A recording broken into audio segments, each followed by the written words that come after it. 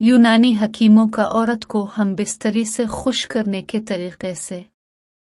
औरत के ऊपर चढ़ने से पहले औरत के साथ खूब छेड़छाड़ कर ले। नंबर 1, औरत को जल्दी फारिग करने के लिए कमरे की रोशनी बंद कर दे।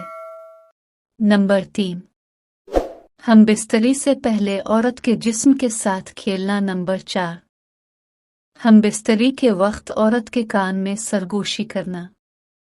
नंबर 5, हम बिस्तरी से पहले मर्द औरत के पास जाने से पहले नहा ले। नंबर 6, औरत के साथ हम बिस्तरी करने से पहले मियाँ बीवी अपनी शर्मगाह को ठंडे पानी से धो लें। इससे मर्द की टाइमिंग में इजाफा और औरत की शर्मगाह कदरे तंग हो जाती है, जिसने हम बिस्तरी पर लुत्फ बन जाती है।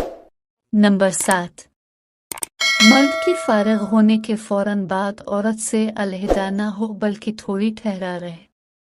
नंबर 8, मर्द औरत को इतनी मजबूती से ना पकड़ने कि इसको तकलीफ महसूस हो। नंबर 9, मर्द औरत के कपड़े खुद अपने हाथ से उतारे।